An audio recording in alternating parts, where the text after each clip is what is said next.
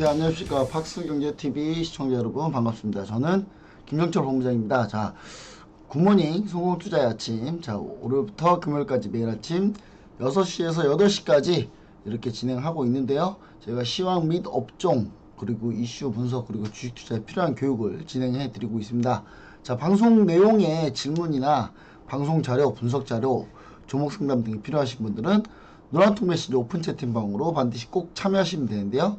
오른쪽 하단 보시면은 QR코드가 있습니다. 이 QR코드에 스마트폰 꺼내서 카메라 실행하셔가지고 갖다 대기만 하시면 바로바로 진행이 됩니다. 입장이 되니까요. 그 입장된 링크 따라서 들어오시면은 저희가 지금 하고 있는 이 교육들의 자세한 내용과 자료 이렇게 저희가 진행해서 보내드리도록 하겠습니다. 본방송은 녹화방송입니다. 녹화방송이고 제가 이 교육은 제가 지난 6월에 만들었던 교육인데 교육자료인데 ETF, ETN 교육자료예요. 그래서 ETF, ETN에 대해서 좀 궁금하신 분들은 자세히 같이 한번 알아보시면 좋을 것 같습니다.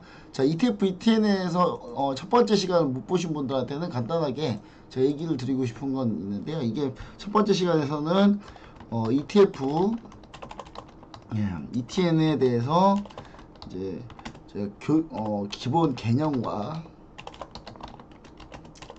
내용을 이렇게 진행했었어요. 그리고 이제 두 번째 시간에서는 우리가 이제 요걸 하나 했으면 이제 뭘 해야 됩니까? 심화 과정을 좀 들어가 봐야 되겠죠. 심화 과정을 들어가 봐야 되는데 그 심화 과정을 저희가 진행을 해서 여러분들한테 지금 현재 얘기를 드리고 있습니다. 그 심화 과정 이제 두 번째는 제가 기본 개념 내용 그 다음에 해야 되는 이유 이렇게 얘기를 드렸었고요. 그 다음에 기초 강의 1강을 진행했었고 ETF, ETN 그리고 오늘 이제 진행될 부분은 기초 강의 1강 뒤에 부분하고 지난번에 못했던 기초 강의 1강 뒤에 부분하고 그 다음에 ETF, ETN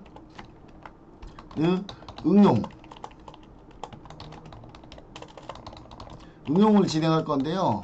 응용에서 이제 주로 각 상품별 롱숏 투자 방법들 그 다음에 요거 내용을 이제 좀 저희가 진행해 드릴 예정입니다. 각 투자 상품별 롱숏 그러니까 지금 시장이 여러분 상당히 좀 장이 안 좋지 않습니까? 그럼 하락할 때 지수가 하락할 때 수익이 나는 ETF, ETN 저희가 진행해 드릴 거고요. 그럼 지수가 하락하면 수익 나는 ETF, ETN 뿐만 아니라 지수가 하락했을 때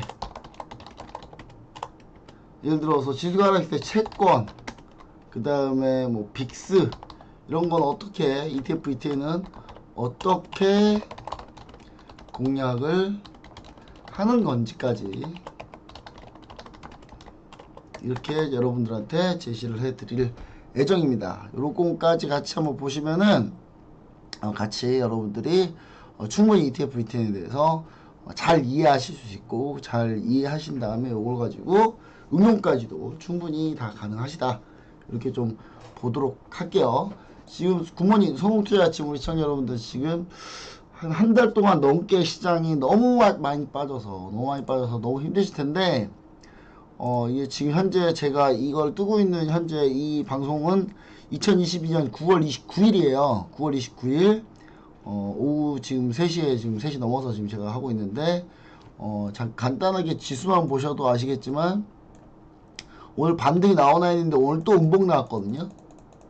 지수가 정말 갈피를 못 잡고 있다. 이거 상승에 대한 언제 상승할 건지 우리가 쉽게 할 수 없다. 급등이 언제 나올지는 쉽게 할 수 없습니다. 지금 보시면 아시겠지만 계속 음봉 맞고 급락하고 밀리고 있는 모습. 오늘 또 상승은 했지만 상승폭을 대부분 다 반납했어요. 장목판에 반납했기 때문에 쉽지 않은 장이다.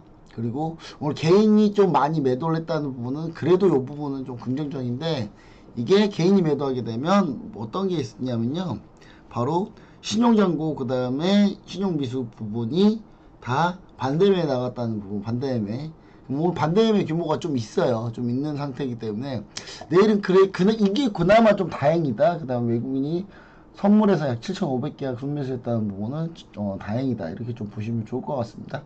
그리고 풋옵션을 좀 외국인이 좀 줄였기 때문에 단 지수가 업종별로 업종 차트나 이 코스피 차트 보시면 아시겠지만 하단을 좀 제어해야 되는 상황인데 하단 제어가 지금 안 되고 있고, 음봉이라는 부분은 상당히 아직까지도 우려는 좀 많은 그런 상황이다, 이렇게 보시면 좋을 것 같습니다. 자, 이렇게 해가지고 저희가 이럴 때 우리 그럼 어떻게 해야지 수익 낼 수 있는지는 바로 ETF, ETN 이런 것들을 하시면 바로 하락할 때 수익이 날 수 있다, 그 포인트를 여러분들한테 얘기 드리고 있고요. 지난 6월에 급락했을 때 이 영상을 만들어 놓은 건데 우리 시청자 여러분 반드시 꼭 확인하셔가지고 이 영상에서 좀 ETF, ETN 좀 배우셔가지고 앞으로 이런 하락장에서도 충분히 수익을 낼 수 있는 그런 자리가 나왔으면 좋을 것 같습니다. 자, 시청자 여러분들 궁금하신 사항 오른쪽 하단에 QR코드가 있습니다. 교육을 보시면서 항상 나의 궁금하다 하신 분은 스마트폰에서 카메라, 기본 카메라 실행하셔가지고 오른쪽 하단에 있는 거 QR코드에 카메라만 갖다 대기만 하셔도 바로 한번 같이 참여할 수 있으니까요. 꼭 참여 같이 해주시면 좋을 것 같습니다. 여기까지 해서 오늘 소개 마치고요. 바로 교육 들어가 보도록 하겠습니다.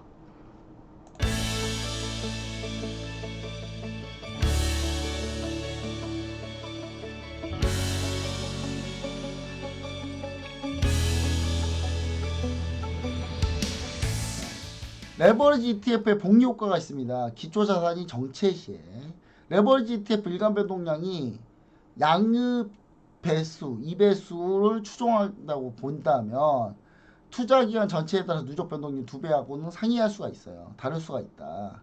투자기간 전체 지수 변동률은 0.8%지만 레버리지는 마이너스 3.16%가 되는 경우가 있다는 거예요.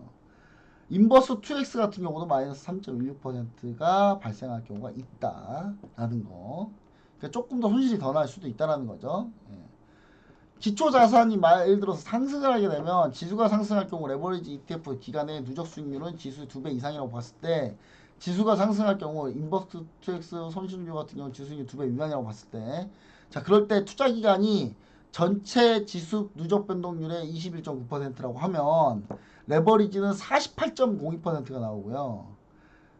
인버스 2X는 마이너스 33.52%가 나왔다는 게 사례로 나오고 있습니다.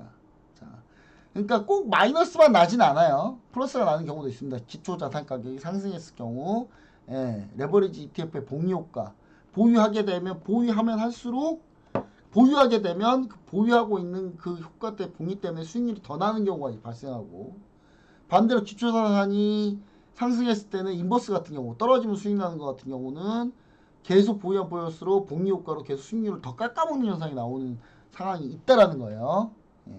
반드시 이것도 좀 알고 계셔야 된다. 자, 그 다음에 기초자산 하락했을 경우는 기초자산이 하락을 하게 되면 똑같은 걸로 가정을 하면 투자 기간 동안에 마이너스 18.29%를 기록했어요. 예를 들어서 지수가.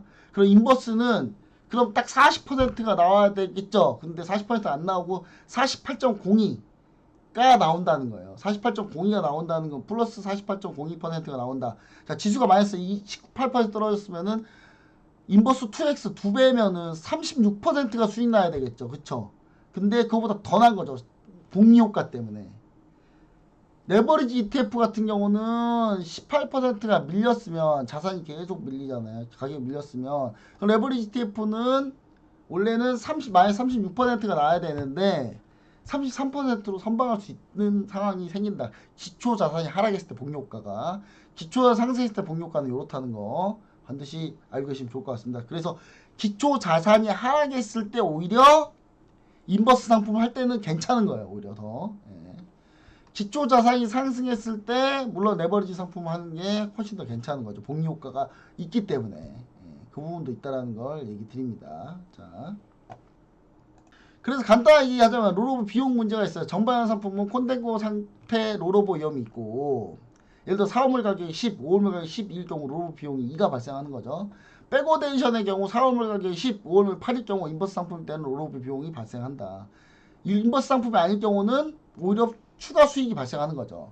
빅스 상품 투자 시 특히 주의해야 되는데, 빅스는 빅스 인버스, 빅스 상품의 문제점이 있어요. 빅스 인버스의 경우 주가가 급락했을 때 순식간에 상장 폐지가 된다라는 거 반드시 확인하셔야 됩니다. 자, 빅스 상품은 그래서 위험하다. 특히 빅스 인버스는 주가가 급락했을 때 순식간에 상장 폐지가 돼요. 빅스 인버스. 빅스는 뭐냐면 주가가 떨어지면 올라가는 게 빅스예요. 주가가 떨어지면 올라가요, 빅스가. 빅스 인버스라는 건 뭡니까? 주가가 떨어질 때 빅스가 오르는데 빅스가 오르면 예, 밀리는 상품인 거예요. 즉 주가가 떨어졌을 때 빅스 인버스 상품은 손실이 나는데 손실이 순식간에 날 가능성. 주가가 급락할 때 순식간에 한 방에 내리 꽂으니까. 자, 수급 쏠림 현상과 변동성 확대로 인해 지표 가치와 괴리가 생기고요. LP들 물량이 소진됐을 경우 LP들이 이 신규 물량을 발행하려면 5일이 걸려요. ETN 같은 경우 5일이 걸리니까 괴리가 엄청나게 생겨버리는 거예요. 예를 들어서 지난 코로나 팬데믹 때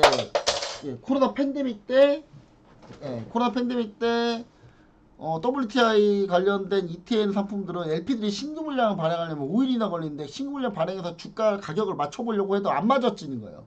왜냐면 코로나 팬데믹 때 유가가 계속 폭락을 하니까 마이너스 유가가 어딨어. 그래서 사람들이 그냥 다 마이너스 유가에서 마이너스로 가야 되는데 가치가 ATF, ETN이 마이너스 가야 되는데 ETF가 마이너스 못 간 거예요. 사는 사람이 엄청나게 많으니까 설마 유가가 마이너스 가겠어 하면서 진짜 엄청난 일이죠. 지금은 유가가 120달러 넘어가고 있는 시대에 살고 있는데 불과 몇 년 전에 유가가 마이너스 유가였다니까요. 예.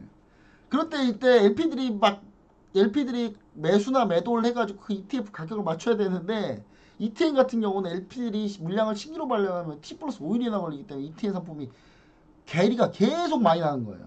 예, 그런 경우가 생겼다. 자, 해외 기초자산 거래 시간이 공백이 좀 생길 가능성이 있다는 부분이 있고 환율 위험이 있다는 부분도 반드시 참고하셔야 됩니다. 뒤에 H라고 써지면요. 예를 들어서 H라고 써지는 상품들 같은 경우가 있어요. H 상품. 예를 들어서 뭐 타이거 원유 선물 요거는 해지를 하고 있다는 거예요. 환해지를 하고 있는 상품인 겁니다. 예. H가 써지면 환해지를 하고 있는 상품을 H라고 써놓습니다. 예. 환해지가 되는 상품입니다. H가 안 써지면 환해지가 안 된다. 어떻게 보면 환해지가 안 되는 게 좋은 걸 수도 있어요. 예. 그거는 유불리가 달라집니다. H가 써졌다라고 하면은 이 H 같은 경우가 예를 들어서 원화가 해지를 해놓는단 말이에요. 원화를 고정시켜. 내가 들어갔을 때 내가 매수했을 때 가격으로 원화가 해지가 되는데 해지가 되면서 달러가 막 급등락을 해도 크게 수익률이 안 바뀌는데 오히려 해지가 안 된 상품을 하게 되면 달러로 투자하기 때문에 달러 가치가 그 사이에 올라버리면 수익률이 더 날 수도 있어요. 예. 근데 원화 가치가 그 사이에 올라버리면 내가 분명히 이걸로 수익을 이 정도 10% 냈는데 그 수익이 더 적어질 수도 있고요. 예. 원화 가치가 올라가냐 달러 가치가 올라가냐에 따라서 해지를 했느냐 아니냐에 따라서 달라지는 겁니다. 이렇게 달라진다는 거 반드시 우리가 유념해 주시면 좋을 것 같고요.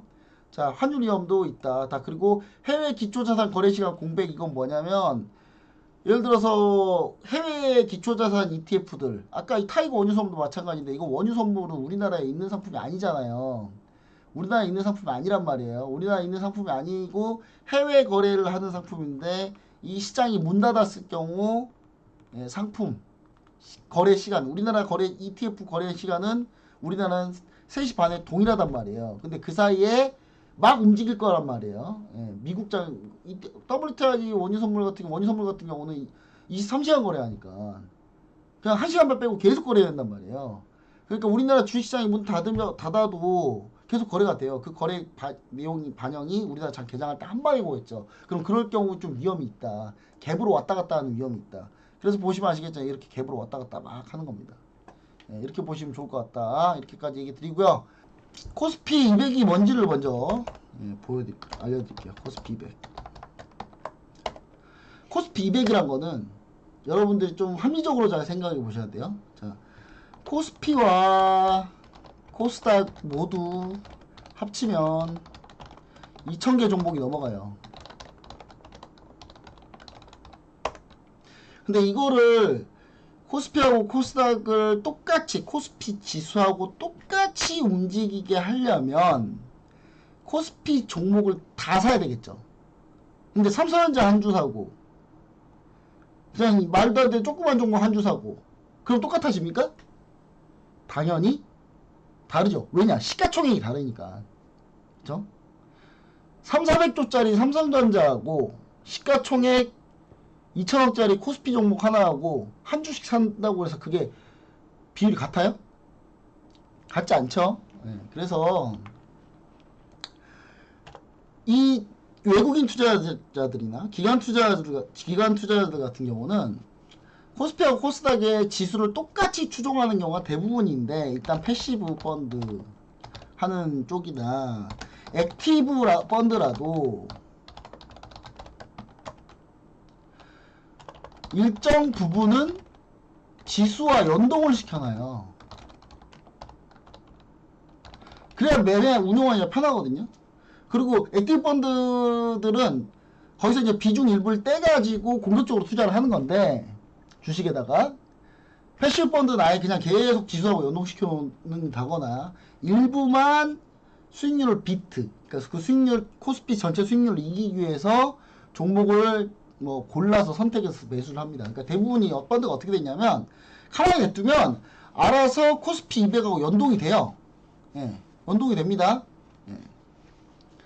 근데 거기서 이제 수익률이 조금씩 조금 더 잘 나오게 하기 위해서는, 예, 최대한 일부 종목들을 가지고 매매 종목을 결정해서 투자를 하겠죠. 왜 이렇게 할까요? 기본적으로 수익률 편차를 줄이기 위해서인 것도 있고, 예를 들어서 내가 펀드 매니저인데 내가 전체 종목을 다 코스피 비중하고 상관없이 그냥 막 투자했어요. 그럼 코스피 수익률 막 10% 나고 있는데 내 거 한 0% 나고 있어요. 요거 엄청 먹습니다. 펀드 평가에서 완전 최저가 돼요. 예. 잘려요, 펀드 매니저. 예, 바로 잘립니다. 예. 그래서 일부는 수익률을 계속 따라가고 지수하고 수익률을 연동시켜 놓고 일부 가지고 하는데, 수익률을 연동시켜 놓으려고 하면은, 자, 지수와 수익률을 연동시키려고 하다 보면 결국 코스피를 예를 들면 코스피 종목을 다 사야 돼요. 비중별로, 시가총액 비중별로 다 사야 된단 말이에요. 늦진 않았습니다. 계속 들어보시면 됩니다. 자, 주식하고 수익률 연동시키려면 결국 코스피 종목을 다 사야 되는데, 그럼 돈이 어마어마하게 들겠죠? 그쵸? 돈이 엄청나게 들 거란 말이죠. 그래서 코스피 200을 만들었습니다.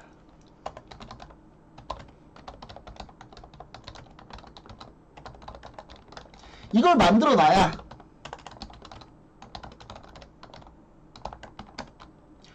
외국인 기관 투자자들이 수월하게 국내 증시에 투자를 할 수 있습니다.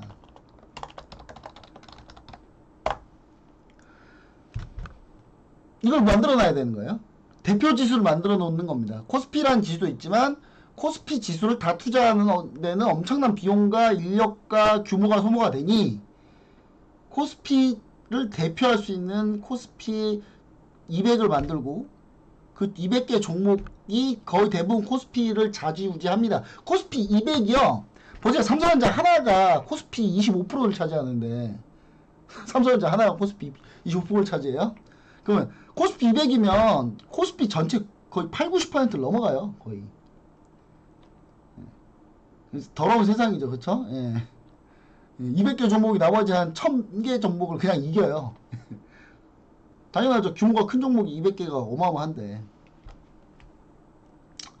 그래서 이 코스피 200을 만들어 놓는데 어떻게 만들어 놓겠습니까? 코스피 200은 시가총액 상위 200개 종목이다?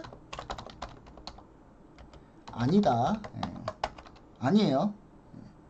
코스피를 일단, 자, 코스피 200을 만드는 기준을 얘기 드릴게요. 일단 코스피를 일단 업종 비중별로 나눕니다. 그 다음 두 번째, 업종 비중별로 전체를 100%로 봤을 때 각 업종 비중에 해당하는 종목이 들어가게 됩니다. 예를 들면 전기전자를 볼게요. 전기전자 업종을 보면 전기전자 제일 큰 게 삼성전자죠. 삼성전자인데 이 삼성전자가 들어가게 되면 삼성전자 전체의 시가총액 25%. 그쵸? 거기에 그럼 전기전자가 시가총액이 약 30%를 넘어가요. 그럼 그 30%의 비중에 해당하는 만큼 200개, 전체를 200개로 봤을 때 100% 200개로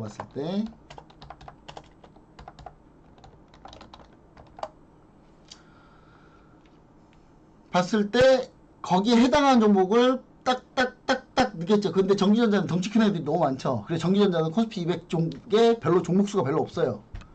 비중은 제일 많은데 덩치 큰 애들이 너무 많아가지고. 심지어 LG 에너지 솔루션도 전기전자야. 배터리 화학인데 배터리 화학으로 안 가고 이상한 데로 갔어요. 이상한 데로 가가지고 전기전자 업종을 교란시키고 있습니다. 그래서 전기전자 같은 경우는 업종 비중은 제일 큰데 종목 수는 별로 없어요.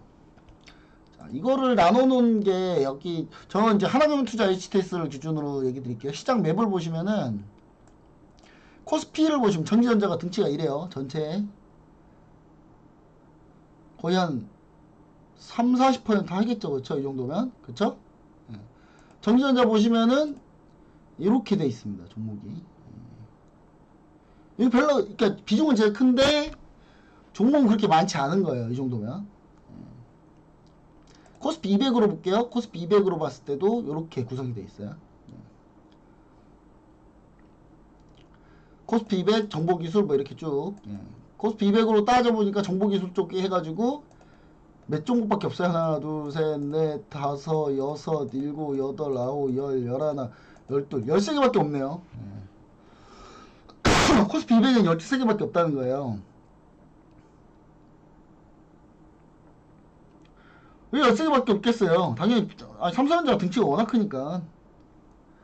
정보기술이 전체 이 정도 차지하는데 종목은 13개밖에 없어요. 산업재 볼까? 산업재 엄청나죠? 비중 요밖에 없는데. 자, 산업재도 그렇다 치고 그러면 뭐 경기 소비재 엄청나죠? 비중은 적은데 이렇게 보시면 됩니다. 생활소비재 코딱지만 한데 종목수는 훨씬 많죠? 이런 식으로 구분이 된다는 거예요. 즉 업종 비중별로 되어 있다라는 거. 그렇게 해서 총 200개 종목을 설정하고 그 주가들의 각 종목들의 주가의 움직임을 가지고 지수화 시킨 겁니다. 인덱스화 시킨 거예요. 자, 코스닥 150도 똑같은 겁니다. 근데 이게 있으면 어떻게 되느냐? 이게 있어야 또 파생 상품을 만들기가 쉬워집니다. 코스피 200이 반드시 있어야지 파생 상품 만들기 쉬워져요. 자, 코스피 200이 이게 뭡니까? 이거는 현물지수고요. 여기서 나온 파생이 코스피 200 선물지수입니다. 이해되시나요? 이해되셔야 되는데 여기서부터 이해 안되면 큰일 났는데 진짜. 이해되셔야 됩니다. 자, 보세요. 자, 코스피 200 지수가 오늘 320.09죠. 코스피 200 지수가 320.09고, 자, 코스피 200 선물 지수가 319.00에 끝났네요. 자, 코스피 200의 현물 지수 가지고 코스피 200의 선물을 배팅하는 거예요. 코스피 200의 현물이 앞으로 어떻게 될 건지를 배팅하는 게 바로 선물 지수입니다. 선물 지수는 0.05씩 움직여요. 현물 지수는 그런 거 없어요. 0.01씩. 자, 알았어. 0.02씩 숫자가 나오는 거예요. 자, 이렇게 나눠집니다. 이게 있어야지 파생 상품이 나오고, 파생 상품이 나와야 아니 그러면 파생 상품 왜 만드나요? 결론은 다양한 투자 수단을 제공하기 위해서 만든 지수 그리고 선물 지수입니다. 보세요. 그러니까 다양한 파생 상품 투자 수단을 제공하잖아요. ETF, ETN도 이걸로 만드니까. 그쵸? 그래서 코스피 200이라는 게 중요한 거예요. 대표적인 코스피 200이고, 물론 뭐 코스닥도 있고 많이 있어요. 많이 있는데, 자, 그럼 이제 지수가 상승할 때 아까 코덱스 레버리지 상품이 있고 코덱스 200이 있고 코스닥 150이 있고 코스닥 150 레버리지죠. 레버리지입니다. 예, 레버리지 이렇게 있어요. 자, 그럼 지수가 하락할 때는 지수가 하락할 때 뭐 있겠습니까? 대표적인 게 코덱스 인버스가 있습니다.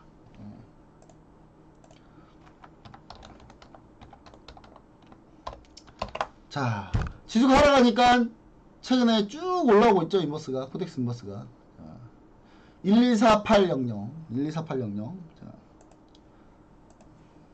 코드 뭐 써드릴까요? 자, 이거는 당연히 이거 파생 상품으로 하는 겁니다. 인버스는 어차피 하락하면 수익 나는 그런 상품을 만들 때는 하락하는 지수가 하락했는데 수익 나는 상품을 만들면 무조건 파생 상품을 넣어야 돼요. 선물 매도 치든지 해야 되니까. 선물 매도를 이제 이 펀드 내에서 알아서 치는 거죠. 코덱스 인버스입니다. 코덱스 인버스가 있고, 자, 인버스. 자, 인버스 상품이 뭐뭐 있나 한번 쭉 볼까요? 자, 아리랑 200 선물 인버스. 이거는 코스피 200 선물 가지고 만드는 거예요. 현물 가지고 만드는 게 아니라. 아까 저거는 현물 가지고 만드는 거고요. 이거는 선물 가지고 만드는 겁니다. 선물. 그건 2x네요. 곱하기 2배. 자, 곱하기 2배네요. 자, 기타 등등 할게요. 워낙 많아서. 자, 인버스 2x부터 200, 코스피 200, 뭐 인버스 2x. 자, 그 다음에 뭐 있습니까? 또 코스닥 150 선물 인버스. 다 이런 상품을 얘기하는 겁니다. 코스닥 150 선물 인버스.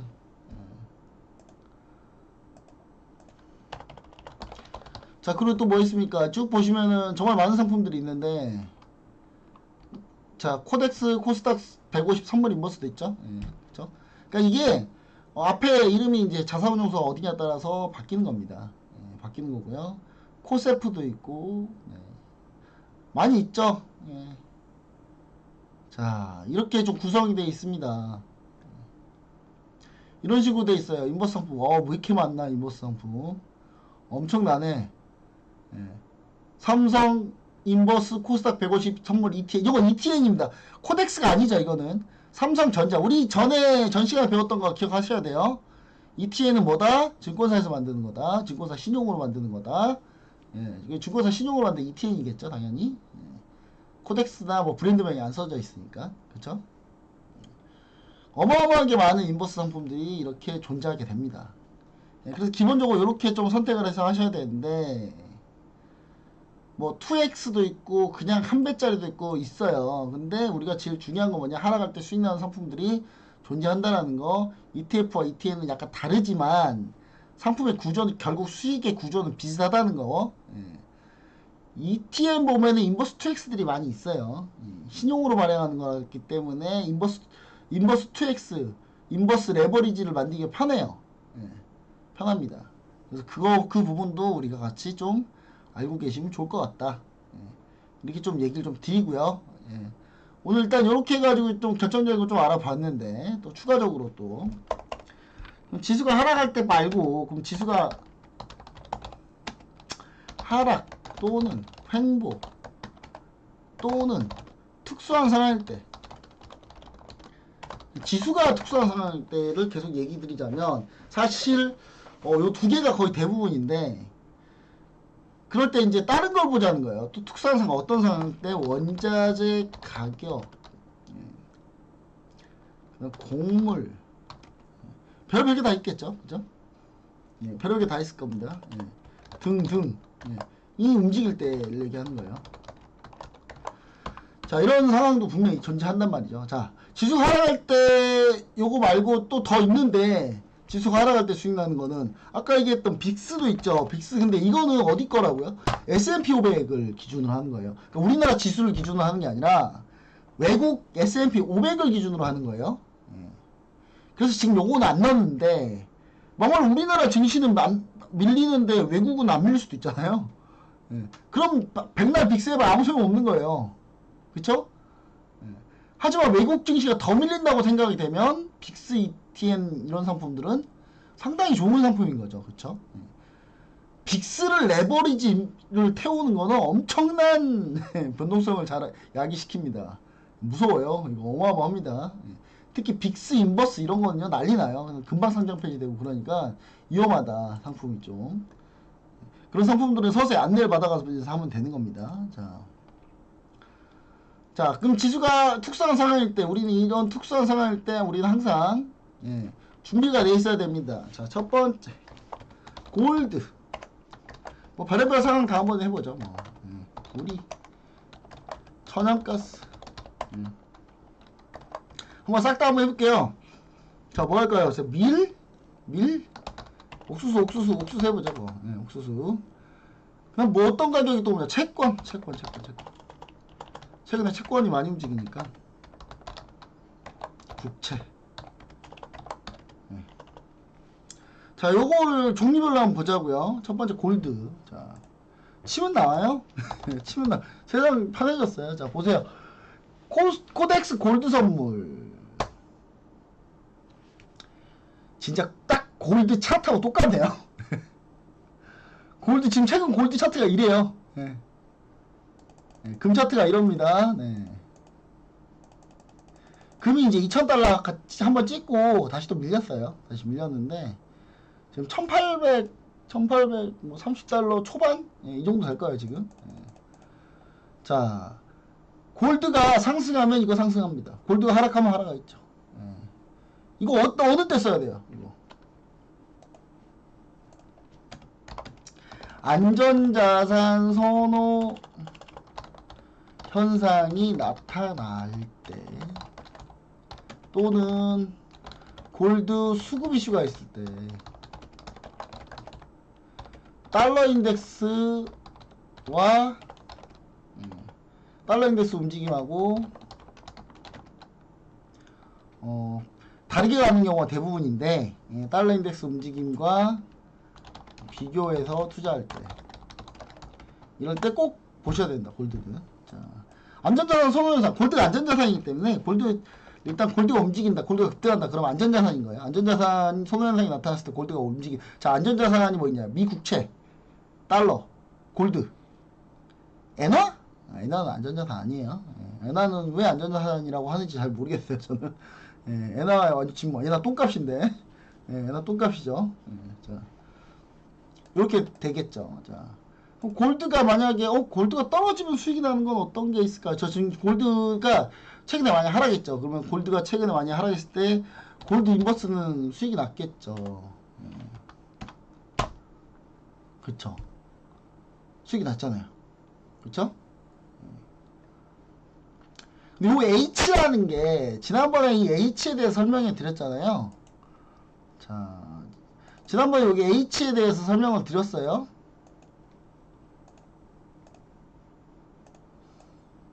자, 골드 H는 환해지 한다는 거예요. 환해지를 하는 상품입니다. 환해지 하는 상품이라고 제가 얘기를 드려서 해지도 어떻게 하는지도 제가 지난번 교육 시간 다 얘기를 드렸습니다. 얘기를 드렸으니까 그거 참고하셔야 되는 거고. 자, 그다음 골드가 이렇다. 골드만 여러분 골드가 영어잖아요. 한글도 있습니다. 한글도 금 여기 있죠. 금 선물 ETN 있죠. 똑같은 거예요. 똑같은 거.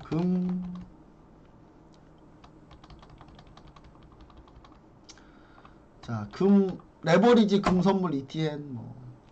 근데 이런 거 보시면 아시겠지만 캔들이 다 짧죠. 그쵸?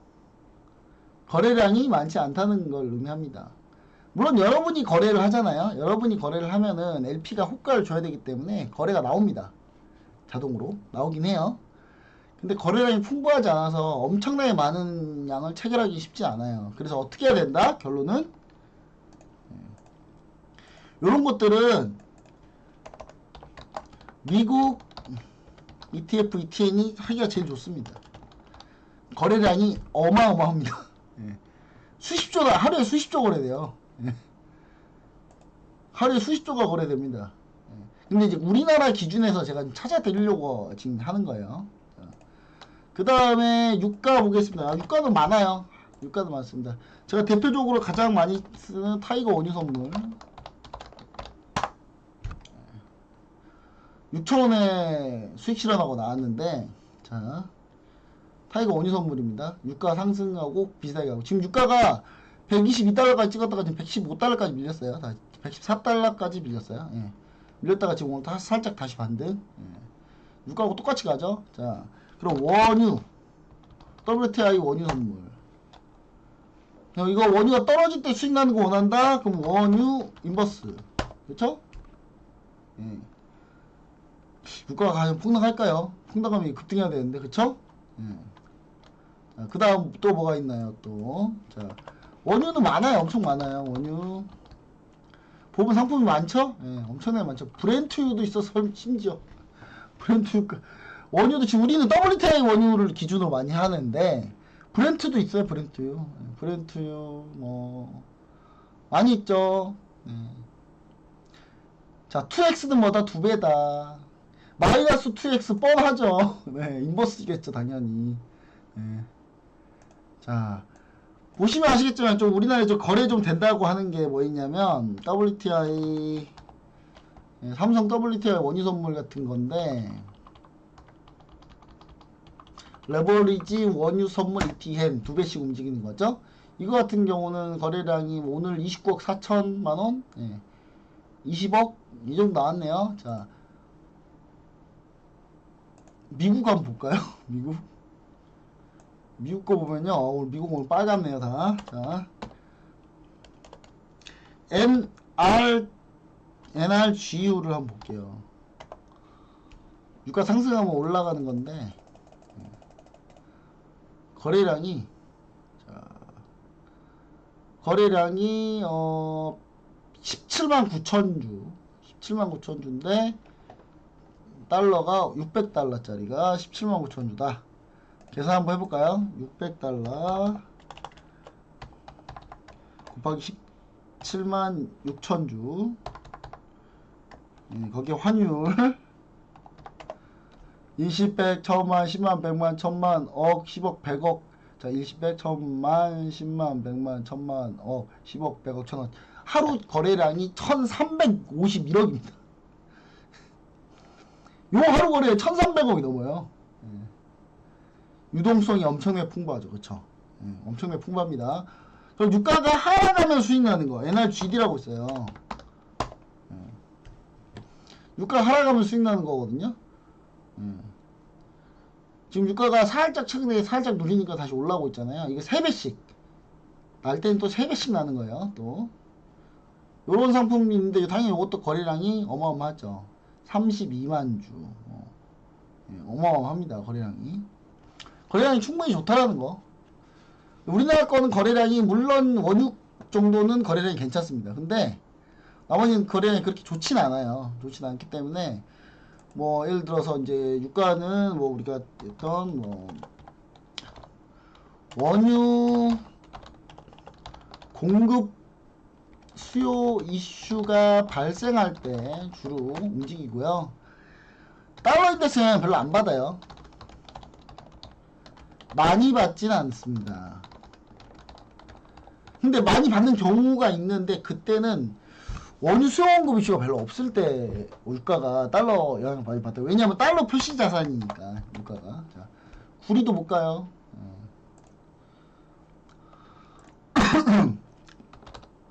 구리 관련된 구리 뭐 KB 레버리지 구리 선물 ETN. 자, 구리 예전에 구리 엄청나게 올랐잖아요. 그쵸? 구리가 이때 되면 엄청나게 올랐습니다. 자, 구리가 보이시죠? 예, 구리가 5,000원에서 9,000원까지 쭉 갔죠. 그쵸? 예. 구리 가격과 연동하는 건데. 자, 구리도 당연히 레버리지가 있겠죠. 예. 레버리지가 있습니다. 자, 그 다음 뭐 구리 삼성 레버리지 구리 ETF.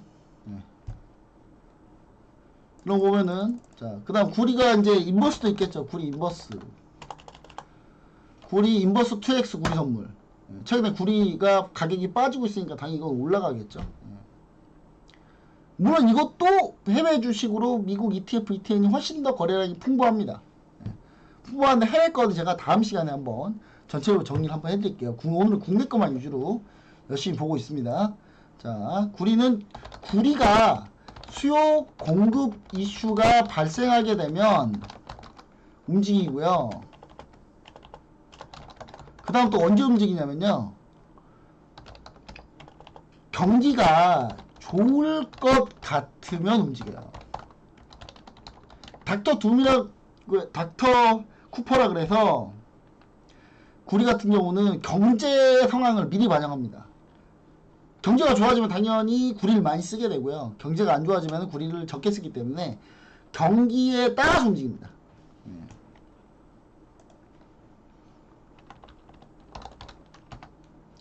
천연가스는 난방 수요가 많아요. 하지만 최근에는 러시아 우크라이나 전쟁 때문에 수요 공급 이슈가 있어요.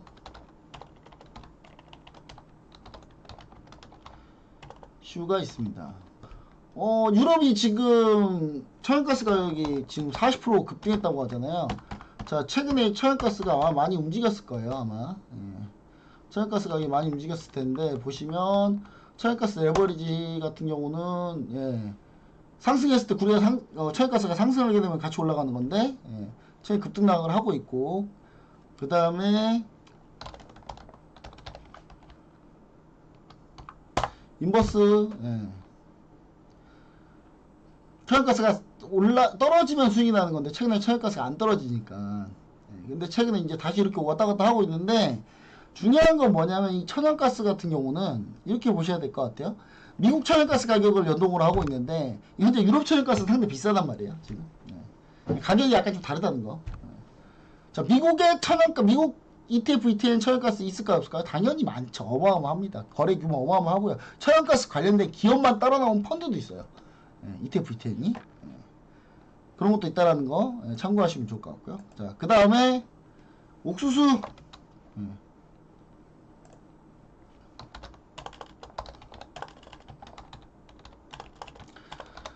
자, 옥수수 그냥 옥수수로 치면 돼요. 있죠? 하여튼 다 있어요, 다. 웬만하면 다 있다고 보시면 돼요. 자, 옥수수 최근에 곡물가가 올라가니까 당연히 옥수수 레버리지는 많이 올랐겠고 인버스는 떨어졌겠죠, 많이. 그쵸? 역시 수요 공급 이슈가 있고요. 그 다음에 작황, 그 다음에 뭐 어떤 게 있겠습니까? 다른 곡물 가격하고 영향을 받습니다. 왜냐하면 곡물이라는 게 되게 웃긴 게, 그리고 장기 추세의 특징이 있고요. 곡물이라는 게 되게 웃긴 게요. 옥수수 가격이 높아지면 사람들이 우르르 다 옥수수만 만들어요. 그럼 다음에는 어떻게 되냐? 옥수수 가격이 모자라요. 그러니까 옥수수 가격을 옥수수로 우르르 다 움직이면 나중에 밀 하던 곳이나 이런 데가 전부 다 갈아엎고 옥수수로 한단 말이죠.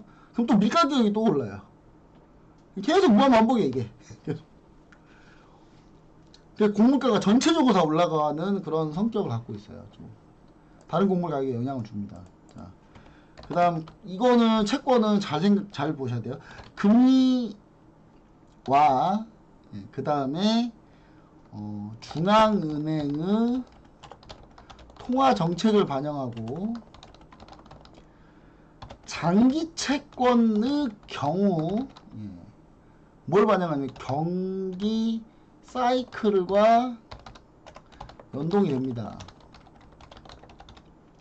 이걸 투자할 때는 어떻게 하셔야 된다? 자, 금리가 상승하면 채권 가격은 하락하고, 채권 가격을 기준으로 상품을 만들기 때문에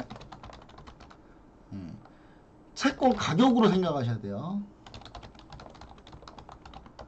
즉 금리 상승은 채권 가격 하락. 그러면 채권 가격 하락하면 수익 나는 상품을 보셔야 되겠죠. 그럼 뭘 봐야 돼요? 인버스를 봐야 되는 거예요. 반대 상황이면 금리가 하락하게 되면 채권 가격이 상승하게 되고, 그러면 채권 가격이 상승하면 수익 나는 상품, 그럼 뭐다? 그게 정방향이죠. 그쵸? 지금 역방향인 거고. 그쵸? 인버스를 하셔야 되는 거죠. 예, 채권 인버스 보시면은, 예. 채권, 뭐 이런 거 보시면 돼요. 예. 자, 이거는 미국 달러 단기 채권 ETF인데, 이것도 최근에 상승률이 상당히 좋네요. 자, 미 국채 인버스, 울트라 인버스 올라가고 있죠, 그쵸? 예. 이렇게 보셔야 됩니다. 자, 또 여기에는 단기 채권도 있는데, 단기 채권, 주로 단기 채권도 있어요. 예. 채권 할 게 많아요. 단기 채권도 있고, 장기 채권도 있고, 구별해야 돼요. 그리고, 단기 채권의 경우,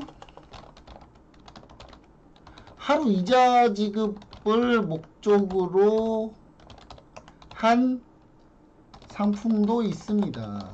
진짜인가요? 있습니다. 네. 자, 어제도, 지난번에도 한번 얘기 드렸죠. 코세프 단기 자금 같은 거. 이런 거 보면은 하루 이자 지급 목적으로 하고 있어요. 그래서 주구장창 올라가는 게밖에 안 하죠. 진짜 주구장창 올라가기밖에 안 하죠. 그쵸? 주구장창 계속 올라가기만 합니다. 이건 진짜 주구장창 올라가기밖에 안 해요. 무조건 수익 나요. 근데 그 수익이 크다? 작다. 하루 이자 정도 주는 거기 때문에. 근데 이것도 많이 사람들이 이용합니다. 내 주식을 내가 들고 있지 않으면 막 마음이 막 난리가 나는 사람이 있어요. 막 난 무조건 주식 보유해야 돼.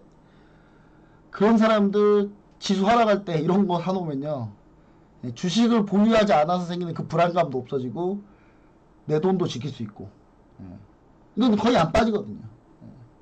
그렇기 때문에 그럴 수 있다라는 거 반드시 참고하시면 좋을 것 같습니다.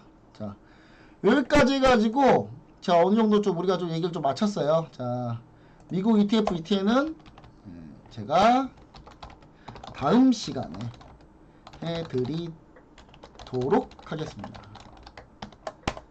이렇게 해가지고 천천히 한번 ETF, ETN 한번 자 하나씩 다 알아보도록 하자고요. 아셨죠? 자, 오늘 또 여기까지 교육 듣느라고 많은 분들 고생 많이 하셨습니다. 많이 고생하셨고요. 제가 조금 더 제가 컨텐츠를 좀 더 다양하고 좀 쉽고 좀 자세히 잘 알 수 있게끔 좀 준비를 이번 주말에는 좀 더 하겠습니다. 그래서 시청자 여러분들 같이 이 내용 보면서 좀 많이 배울 수 있고 많이 함께 할 수 있으면 좋을 것 같습니다. 여러분들 고생하셨고요. 이 뒤에 바로 칼리 전문가가 또 파생상품 또 교육을 계속 진행하니까 시간 있으신 분들은 계속 아마 계시면은 칼리 전문가님이 또 진행을 하게 됩니다. 자, 모두 다 고생하셨는데 불금, 저도 불금 없어요. 불금이 어디 있습니까? 지금 시장이 이런데 하나라도 지금 우리 손실 덜 봐야 되고 하나라도 수익이 더 나야 되는 상황이잖아요. 이럴 때는 열심히 좀 우리가 다 같이 하셔야 될 것 같습니다. 자, 불금이지만 열심히 좀 여러분들 같이 해주시면 감사하겠습니다. 오늘 참석해 너무 감사합니다. 저는 여기서 물러나고요. 칼리 전문가 모시겠습니다. 칼리 전문가 이 다음에 좀 이따 들어올 거니까요. 많은 참여 부탁드립니다. 감사합니다.